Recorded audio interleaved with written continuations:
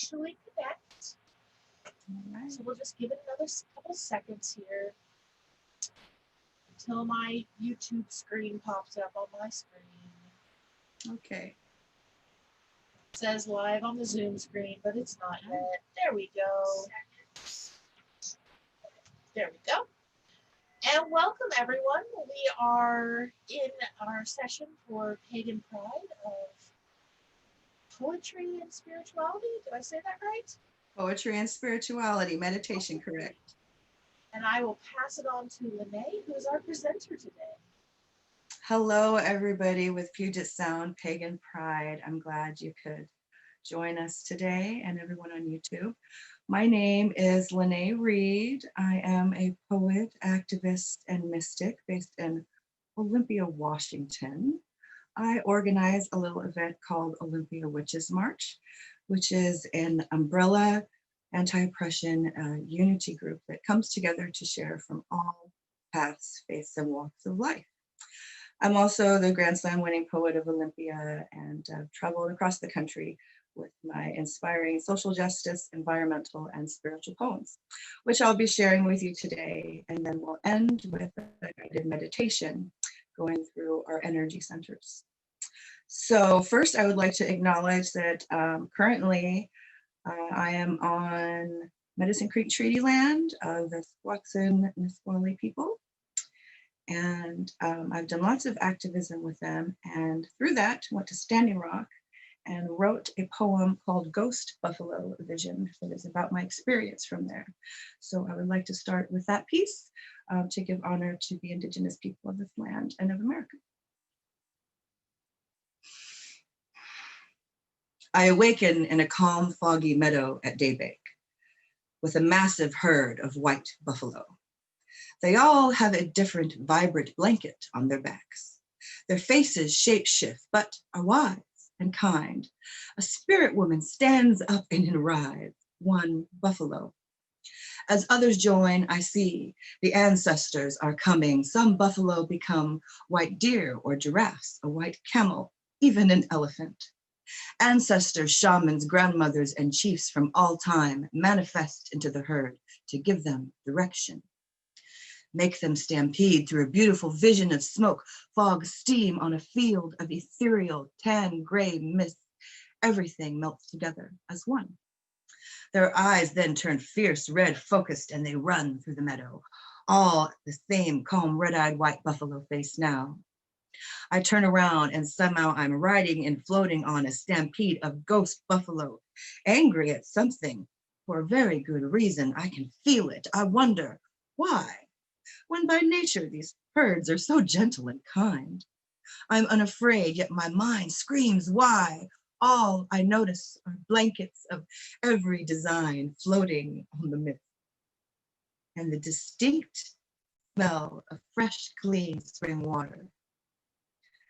Then the scene stops, and the first spirit woman, she comes to me for a moment, and she answers in the softest whisper, life, water is life.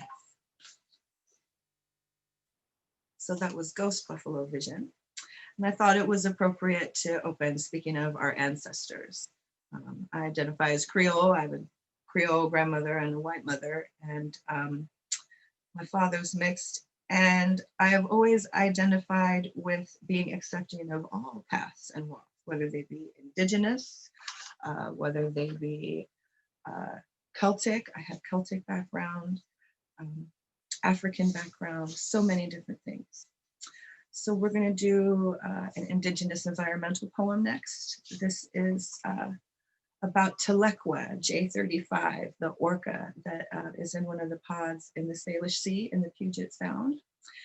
The Salish Sea is the indigenous word for that. And she carried her baby for so long, I wrote a poem about it, and she's pregnant again. So light a candle for her in hopes that the pod family can continue growing. Telekwa's grief tour of the Salish Sea, brought to you by pollution and apathy. Her mournful song, sponsored by Shell and BP, sung as she carries a decomposing baby for 17 days. so far, surrounded by family as they starve, dying as a community travel far, taking turns, lifting their sorrow above all else. Awake, a funeral for the world to see, as the scientists circle like vultures scavenging to take her carcass child baby for testing. Who's checking the water for pollution, radiation from Fukushima while we all eat sacred salmon, watch and listen on devices powered by poison? So heartbreaking. Now, can we please change the channel? Excuse me, I have to go buy some paper straws wrapped in plastic. I don't know about you, but I, as a mystic and a pagan, I really feel for the pain of animals. And I don't know how nature could have said anything more to us than to be aware of what is going on. And I don't know if you believe in speaking to animals or not. I know there's some animal communicators watching. I don't know as a mother how to say how heartbreaking that was. So I write poems to deal with my spirit, with the world, and to reflect on that. This next piece is called My Last Breath. This is one of my newest unreleased pieces, and it's from my perspective as a person of color. As a person of color, I have already achieved things my ancestors could never dream of, and I will continue to do so until my last breath, for so many have had theirs taken. I will read, speak, stand, go, and do what I can to make real change for unity and peace. And as a white person, you should too. As a person of color, I am already scared to leave my house. As a person of color, I have feared for my life many times. We are already scared to live. Why be scared to die? As a white person, you should care about change, because the only thing left for you to worry about is injustice to continue. Change is coming. We are tired and already not allowed to breathe anyway, so you can be scared of COVID and ventilator shortages. We have a bigger freedom and justice shortage, so I have no ability nor reason to have more anxiety or fear for my life than I already had. I will continue to work for and try to find peace until my last breath, for so many have lost theirs. Every group that has ever had their freedoms, rights, and lives taken should get behind people of color now and understand we are all allies, have the same oppressors, yet so many groups are persecuted. We must stand and speak as one until real change for everyone comes. We must do this essential work, no matter the situation, until our last breath. All right, the next piece I'm going to read is called One. This poem is the poem that started me on this path to you and this show now. I had spent a life studying, as one of those precocious children, reading way too far advanced books too young, and reading comparative religions and the Bible, and leaving the church, reading about Inanna, the Tibetan Book of the Dead, the Egyptian Book of the Dead, global flood stories, African-American folk stories, the Dhammapada, which is my favorite spiritual book. There are so many. And I was on this search. And so my epiphany, I've heard other speakers talk about their epiphany. Mine was about oneness. I was trying to find myself and to marry these dark and light sides of myself, which are so prominent in shamanism and in religion. And so this is the piece that made me a poet. It came out and I knew I had to share it. So here we go. I'm sure many pagans will agree with some of the concepts in this piece. One, we do not need 10 commandments. No, just this, one truth. There are no divisions. We are one. Mind, body, soul, a life, a planet, just one. So this is my plea, this is my cry. If you do not understand, I cannot tell you why. It is the ground under my feet and my eye in the sky. I am one. When you see your brothers and sisters and you say, hey, how you doing? Are you good? Remember, we are one. We all need something like the truth in the center of all the spokes and wheels, surrounded in hope and love. I honestly see we are one. Black, white, brown, yellow, and red, gay, straight, queer, square. We are all eating from the same plate and sleeping in one bed. When we think of each other instead of fear, accept each other as one. When we see a sick puppy or a wolf pack on the attack, why stay back? Can't you see? We are in one condition and behave as one. Look at us and yourself in the mirror. Because everything is one. There are no enemies in one. There are no fences, cells, prisons, walls. They are a dream, an illusion. Because we are one. I am one. You are one person with one perspective, born with one will and tongue at one time, from one mother, just one Mother Earth. If you seek the truth, well, then you are one. If we'd all love our enemies, I guess there would be none. Are you one? There are no enemies in one. Mind, body, soul, life, planet, just one. We are one. Christian, Muslim, Jew, animist, humanist, atheist, Hindu, pagan, Wiccan, Zen, Buddhist too. Agnostics are ahead of me here. Y'all knew there might be one. And here it is, because we are one, seeking truth, wisdom, honesty, understanding, acceptance, and forgiveness. Praying, meditating, and debating. Who has the best answer? How to attain nirvana? Will I be accepted? Heaven. Are we really separated by how we love? People, what are we arguing about? Whatever it is, I am sure of this, the answer is we are one. Like one truth in the center of all the spokes in a wheel, surrounded in hope and love, I honestly see we are one. Preacher and sinner one, cops, robbers, judges, prisoners one, dealers, addicts, bloods, crips, hoes, and pimps one. Soldier, general, president, pope one. Kings, queens, and refugees one. Oppressors and oppressed one. Rich and homeless one. In the ghetto, the mansion, the igloo, the shack, the teepee, the yurt, the longhouse, wherever one may be at. Now, I am my temple. Can't you see our temple? That is just we. So let us be at home as one. I feel like writing that, I didn't want to leave anybody out.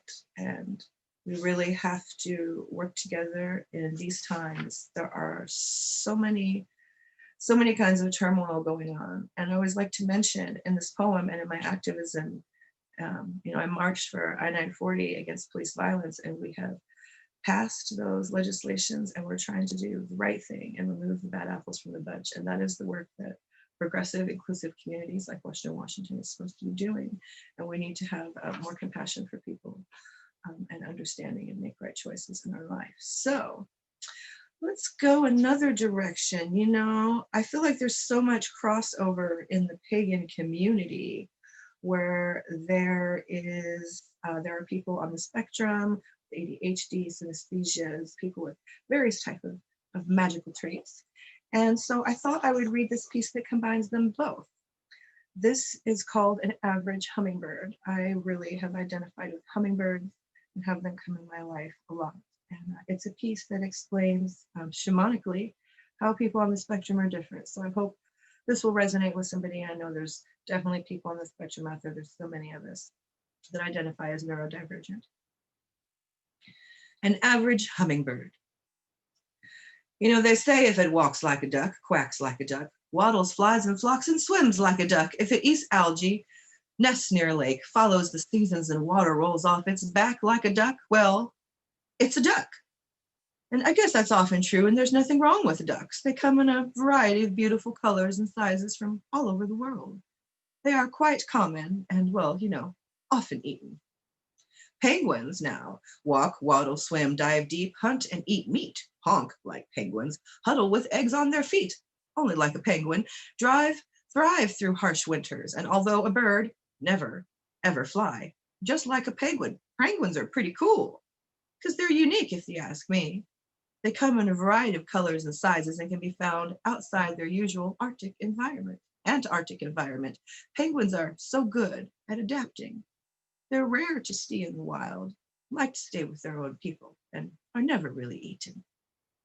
Ostriches walk, run, love heat, and are very misunderstood. Do you know ostriches can swim and they don't hide their heads in the sand? They build their nests there though. So it looks like they do. Known mostly for not flying and laying huge eggs, they are the biggest, fastest running bird. They come in muted colors and stay where it's warm. You will never find them flying. Hummingbirds, however, fly backwards and sideways. The smallest bird with shimmering, colorful feathers, they build tiny, delicate nests and eat mostly little birds and nectar. Little bugs and nectar. They are very sensitive and polite, giving each other room to breathe at the flowers and feeders hung on the back porches of some of the nicest people. They are a beautiful sight to see, or even once worn as jewelry. Neurotypical people are like ducks. They walk, talk, act, socialize, and eat like ducks. There's nothing wrong with being a duck. There is a problem when we expect penguins, ostriches, hummingbirds to act like a duck, and they can't. They shouldn't. That would be ridiculous, right? Ducks don't go around telling penguins, ostriches, and hummingbirds they need to eat algae. And quack. And penguins don't harass ostriches and tell them they should raise their eggs on their feet. And ostriches do not tell hummingbirds they should run more. And no one makes fun of the hummingbirds for hovering and flying backwards. The hummingbirds do not think anyone has a deficit for not being able to hover and fly backwards, because only hummingbirds do that. So I'm a hummingbird. My normal wind speed is warp speed. I do not quack, will not waddle. I do not eat algae or fish. So stop telling me to quit flying backwards, sideways, just because you can't. Stop telling me I am flapping my wings and talking too fast. I dress and act this way because my mind sparkles and I shimmer. I am beautiful. I eat this way because nectar is good for me. I don't shove nectar down anyone's throat, your throat, or judge them for eating fish or algae. The world is beautiful and diverse. So if you are a penguin and will never fly, an ostrich, everyone thinks has their head in the ground when you're actually doing very groundbreaking work. A hummingbird flies backwards like me, or a basic average neurotypical duck. You are okay. You are normal. Just like me, we are all beautiful. I am just an average hummingbird. One thing I love about the penguin community is that it is so inclusive. I moderate the Olympia, which is Martin's group, and one of the main questions is, what's your path?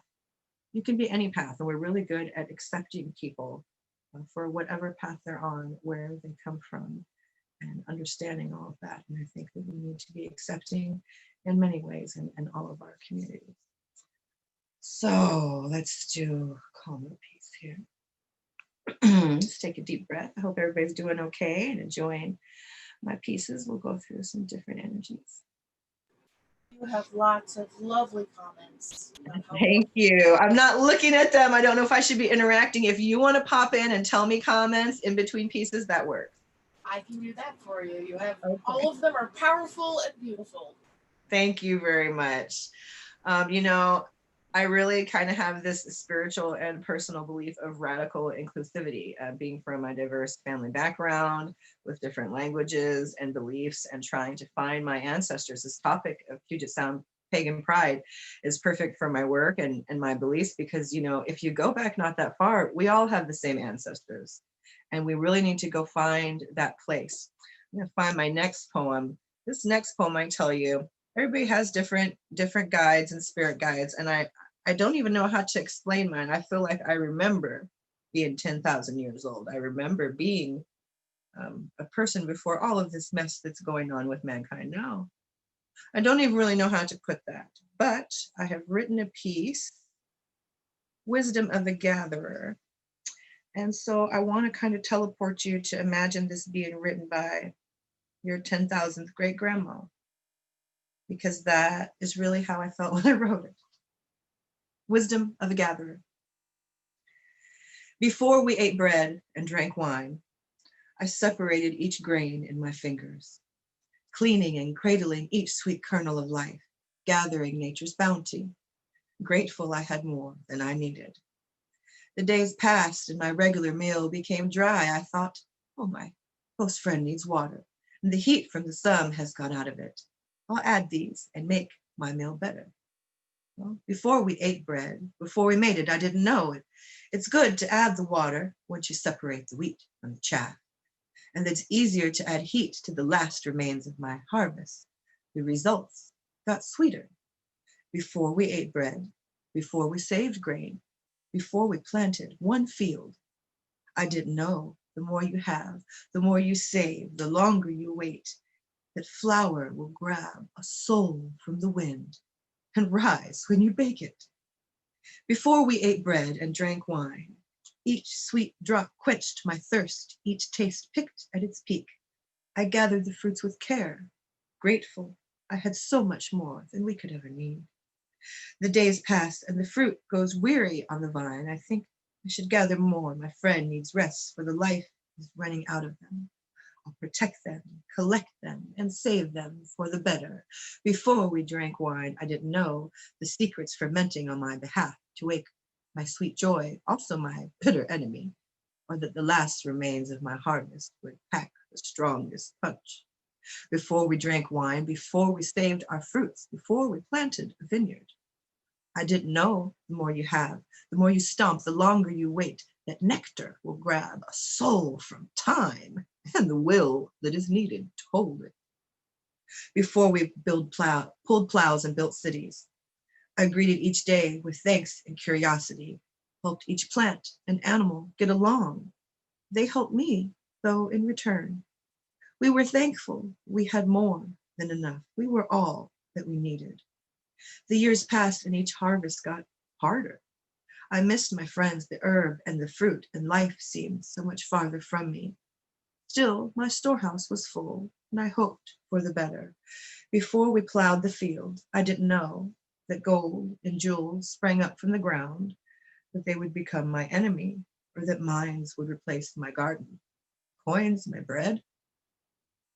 Before we drank wine, before we pulled a plow, I didn't know the more you work, the more you sweat, the more you give, the burden can steal your soul from time, the life that is needed to find it. Before we pulled plows and built cities, I slept peacefully under the moon and stars, watching the dramas each character played out. They lighted my path in return. We were grateful, we understood, we were needed. The years passed and each night got colder.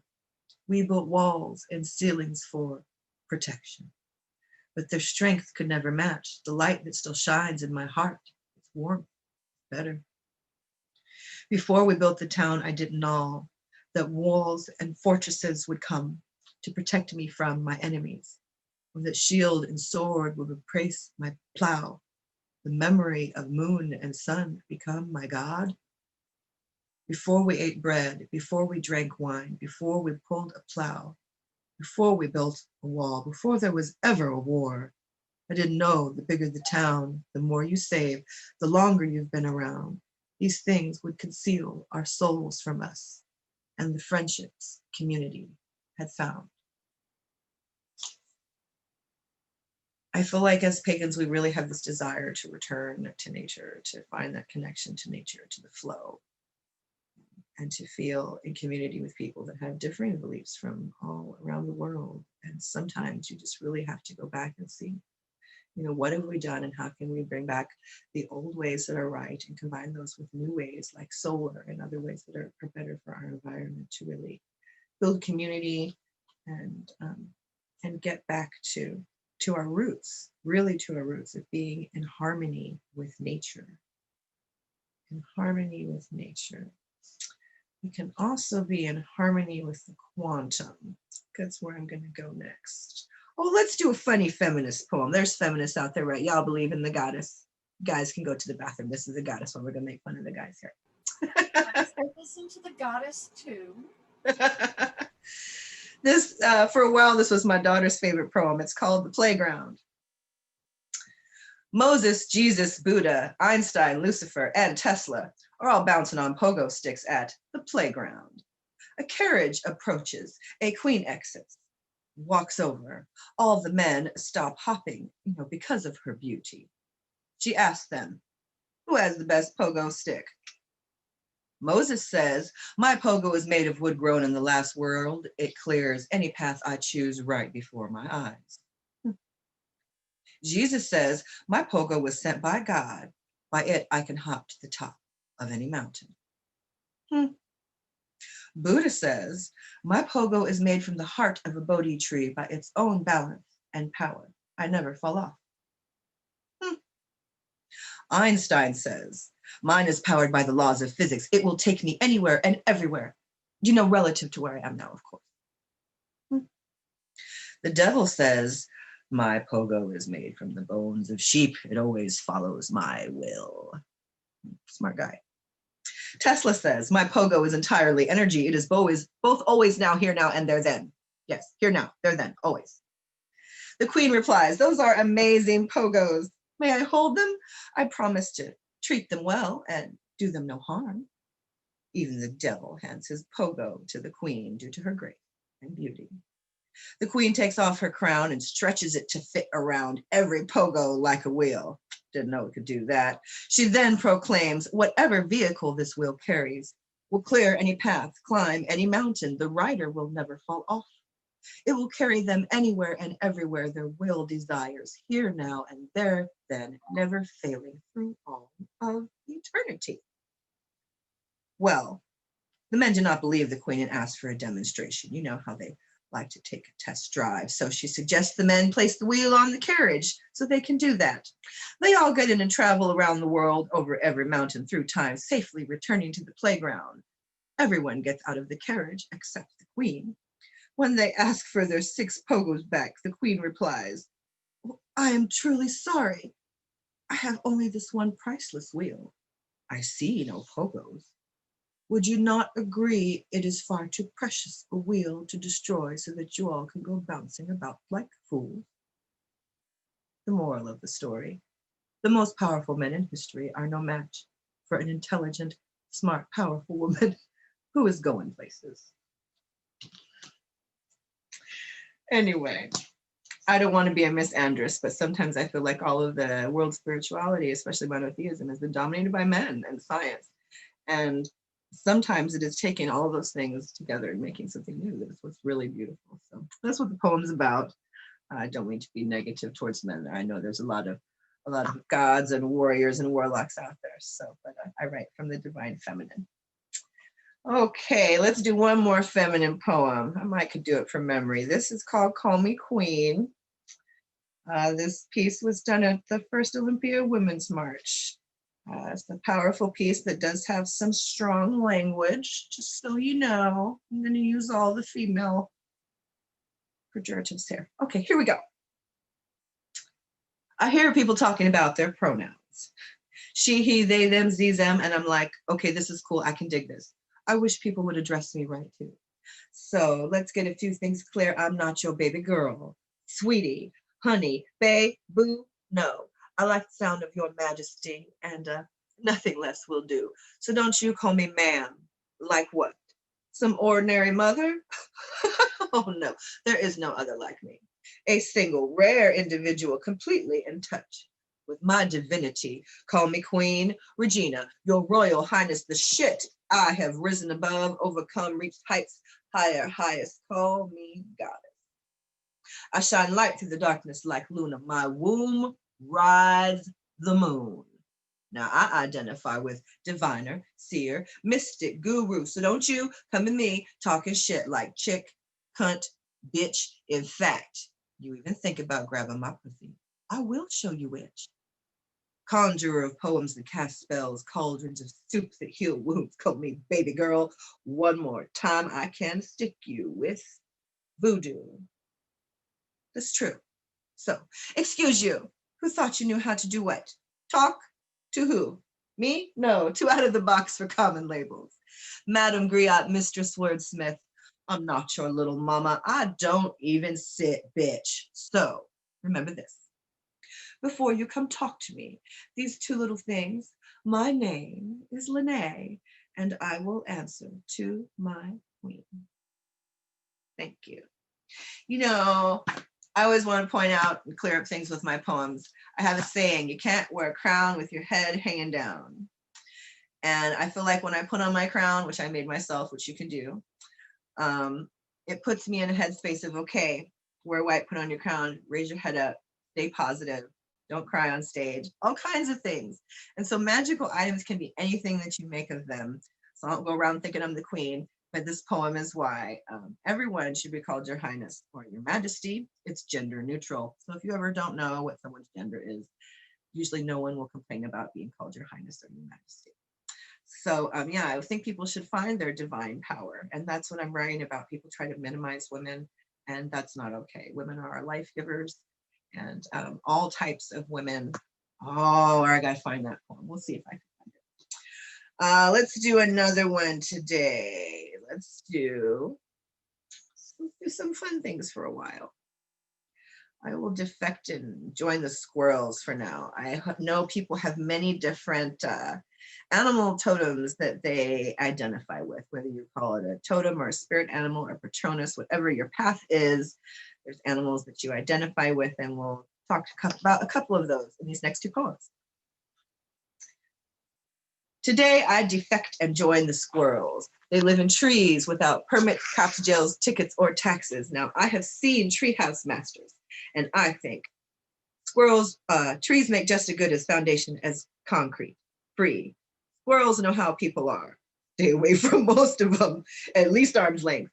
Many will hunt you, eat you, run you over.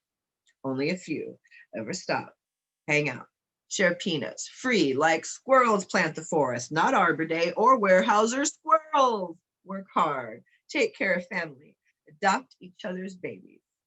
Squirrels look out over the forest and warn predators are coming. Smoke, fire, storm. Squirrels see the world and speak, gather seed, chatter and whip their tails around. Yep, that's me. Defected to the squirrels. Free. Here we go. How are we doing on comments now? Let me check my time. We're about half an hour in. I would like to comment about that squirrels because I live in Longview, and we are known for our squirrel bridges. We've constructed bridges across the roads so that squirrels don't get hit. That's beautiful. They're doing that all over Europe and going more in balance with nature so that there's natural bridges for animals. Yeah, they look, like the power lines, but then we've added fun bridge sides to them. Some of them look like the bridges of different areas. And I like squirrels, so I appreciate that last one. I would like to defect and live with the squirrels. Yes, I've always had squirrels, because there's a picture of me feeding a squirrel out of my hand when I was 9 years old. So I have had many of interactions with squirrels, and different animals come to me and land on me. So I love the meaning behind animal totems. This is another piece called Totem that has meaning. We might even talk about this one a little bit afterwards. This is called Totem. The flight of a butterfly off of a beaver dam into the song of blue whale.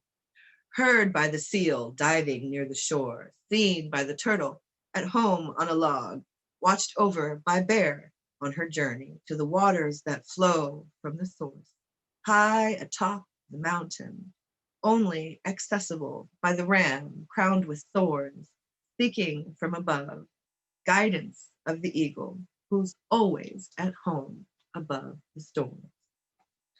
Now, this is one of those poems that doesn't totally mean what it means. There's double meanings. There's a lot of metaphors, analogies, and poems. And so the flight of a butterfly, as many of you may be familiar, is transformation. Off of the beaver dam is off of home. So that's representing my leaving my parents' homeland in the Midwest and coming out here into the song of blue whale, which is just, I feel like, is the greatest song there is, which is spirituality. That's the metaphor by there. Heard by the seal diving near the shore. And so the seal is an animal of borderlands, of land and of sea. Seen by the turtle at home on a log. So turtles at home on a log, I feel like is people here, and that you feel safe at home here. That's how I feel. So that's how I represented it there. Watched over by Bear on her journey.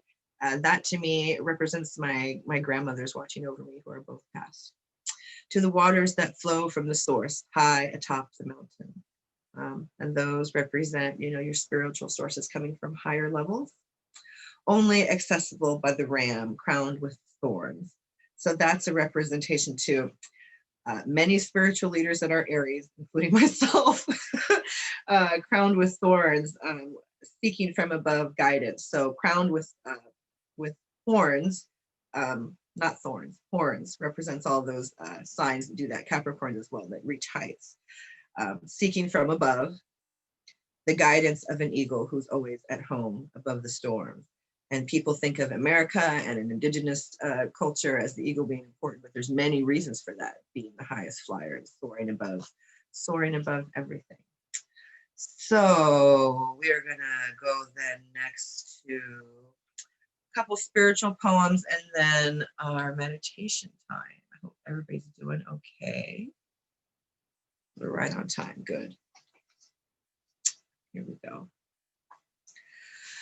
I am a student of prophets, but I'm not a Christian or a Jew. I pray to the East, but not for Islam. I begin meditation with a singing bowl and mala, yet I am not a Buddhist. My address is an apartment, though my soul lives in a longhouse, yearning for the comfort of a sanctuary. Oh, my cauldron is enormous, but I'm not entirely pagan or Wiccan. I see with my third eye, and I'm not Hindu. I breathe in and out, pranayama yoga, though I've never read the Vedas. As I fold my laundry, I sing songs born in the hearts of slaves deep in the past, yet my soul is free. I listen in silence and hear everything at once. I'm oneness and harmony. So I feel like a lot of people, especially in the pagan community, are coming from one spiritual path and going to another spiritual path. And you may be looking at other places. Am I appropriating? Am I not? But I really feel like when you get to the highest level of spirituality, that you're just being receptive of the truth and of what's happening. Truth of place, being grounded in the moment, healing, all of those things are very spiritual, no matter what your path. Your soul, my child, your soul, please seek and find that part of you that's neither body nor mind. Your soul, my child, your soul, that irreplaceable part, only upgradable by working with the heart. Your soul, my child, your soul, it never skips a beat. Neither nightfall nor blizzard hides its light or its heat. Your soul, my child, your soul, listen, can you hear? Be silent. It speaks loudly without words or to ears. Your soul, sweet child, your soul. Look, can't you see? It shows us the oneness of all and eternity. The soul, dear child, the soul, go now and taste the sweetness of giving and truth, never wrath nor waste. The soul, sweet child, the soul, can you feel it dance? Joy, peace, the solitary romance. Our souls, great spirit, our souls, one light, let many colors help us paint the rainbow and shine our light on others. I feel like the pagan community is really good at that. It is great with being accepting of people and understanding we all have different paths and beliefs, but we can come together. And poetry really helps me write that. So if you have a book of shadows, or whether you've written or not, it really helps me to process and get things out. You don't have to share them with people. You can just write for yourself. And so I encourage you to do that. We'll do one more slower environmental poem before going into meditation. Make sure we have enough time for that. Oh yeah. Hope everybody's enjoying themselves. We're gonna try and end around 12:55 so that we can Okay. send the link over Perfect. to the presenter, just so you know. And just let me show you, I'm reading from my two books that are from my illustrator, my publisher, The Girl God. Can you see that? It's backwards. But my publisher is thegirlgod.com, and she publishes lots of feminist literature. These are my individual books. They're available on Amazon, but she has many anthologies. I was also featured in Single Mothers Speak on Patriarchy, which is just so empowering if you're dealing with that right now. Another one is Inanna's Ascent. So she covers lots of different goddesses from around the world. They're based in Norway. They're a publisher in Norway. So if you're a female writer or you got a poem sitting around you think is good, you don't know where to send it, check out their website and see if they're looking for content. She usually is. So we're going to do Evergreen State of Mind. I know that one. Here we go. Just something for all of us we should identify with. I feel divine when I smell pine, stand and look at one needle from one tree, and I wonder, how could this possibly destroy me? How does a little cone grow up to fall, take down a grid in seconds, transformers and all? See, I have been to the canopy, oh, and I know the roots. They intertwine and connect. As one owl hoots, this needle, it claims to be a whole tree here in my hand. This little speck says, I am the mighty Douglas. This is my land. I believe this cone holds more than seeds. I possess a whole forest that needs not me. Fragile and unimportant at first, it might seem.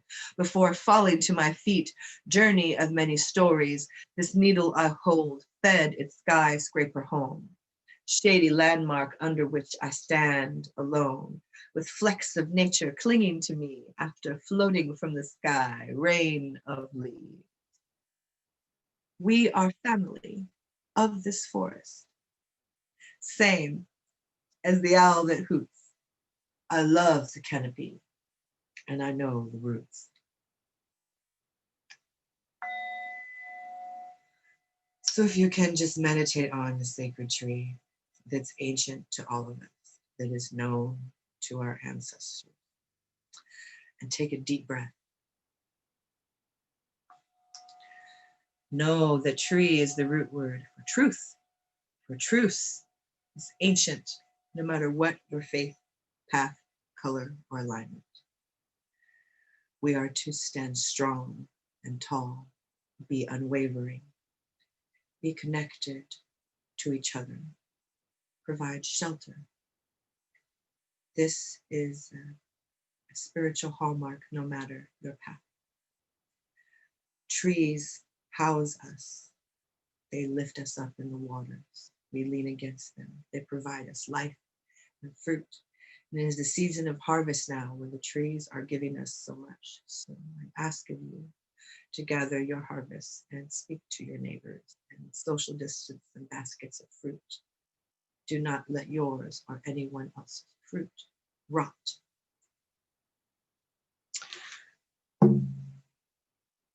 We're going to do a little slow chakra meditation, energy center meditation. I have a degree in massage therapy and Reiki too, and I've just always had an interest in world religions.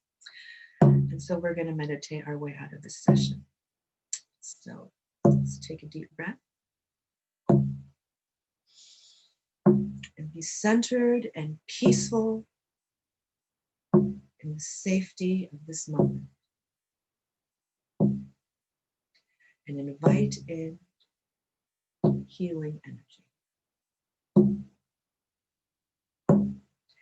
Imagine your toes, your feet, being connected to the earth like a tree. And allow anything you need to go down through them.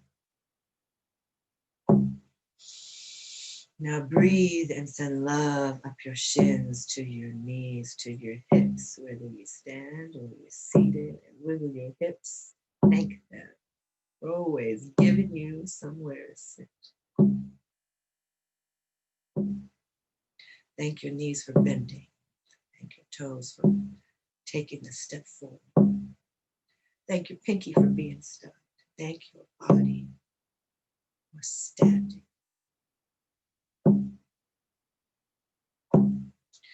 And as you imagine a red light around your hips, I want you to breathe in and love and safety and groundedness.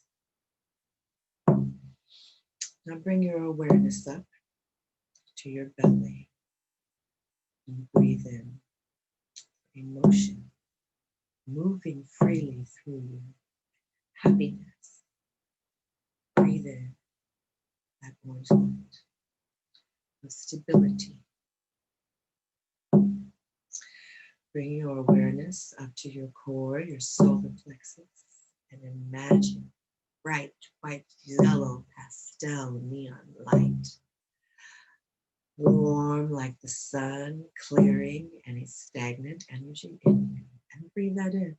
And imagine your core strengthening. Feel your shoulders and head rise. And breathe in that light. And let it fill you. Bring your awareness up to your chest, your heart, your lungs. And right now, in this moment, I want you to exhale.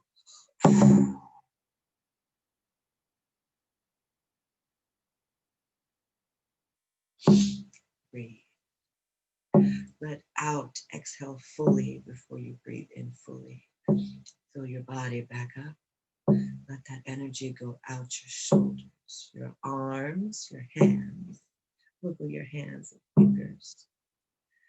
Know you can create and receive anything. Be kind with that power and create life. Even where creating life is creating death. Where there is a balance in all things. It's a bird, it's the ant, and the ant, the bird, and you decide what you eat today. So remember to bring in clean water and local food into your body, into your mouth. Bring your awareness up to your throat. Breathe in the blue light of truth. And be confident in speaking your own truth. There is one of you, and you must love your truth.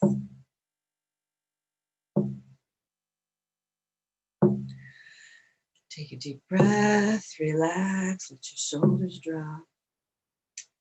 Bring your awareness up to your jaw and your face, and then we make a face, and then we make a face, and then we relax. Let your jaw drop, your ears, your face, relax. Breathe in. Bring your awareness to your mind's eye, the indigo light, or flame, however your mind works. You may have aphantasia and not be able to do this. That's fine. Imagine however you feel to imagine. Imagine what it would feel like to be free. Imagine our country at peace. Imagine your mind at peace. Imagine the sky is clear. Imagine the rains come. Imagine we have strong leaders in our spiritual community. Visualize your intentions. Use your mind. Good. Take a deep breath and breathe in your place in this world. And bring your awareness to your crown, to right above your head, to your hair around your body, to where you connect to the universe, and breathe in. Breathe in white, gold, silver, whatever beautiful shimmering color resonates with you. And let that fall down around from you. Let it grow up and out from you, just like leaves of a tree. Feel your energy going up, out, around, down you to your feet. Bring that energy up through your center, forth, through red, yellow, green, blue, purple. And breathe in alignment with light, with each other, with the rainbow in the sky, with every water droplet. Breathe in universal connection.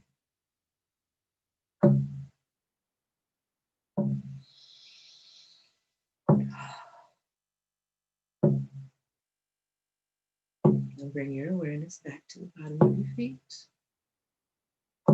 Roll your toes and bake them. Come back to this dimension. Take a deep breath. Open your eyes if they were closed. Bring your awareness back to your core.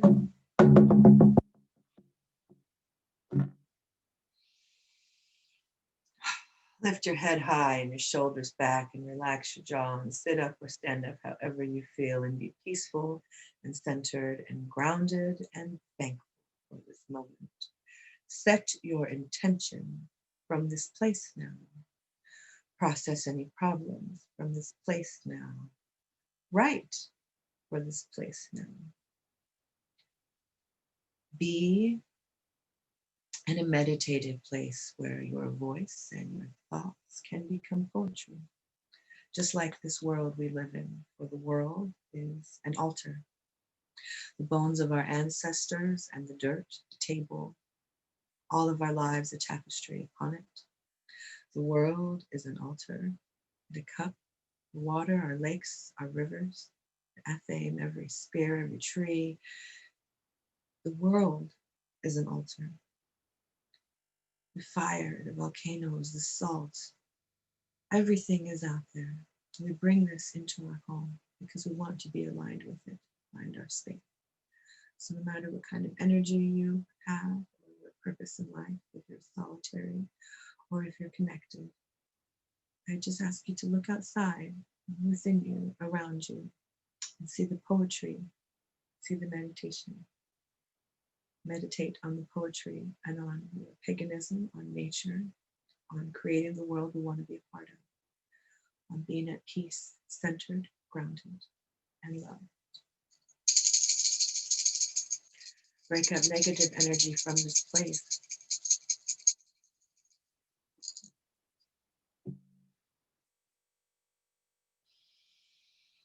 And be at peace. All right, we're just about on time.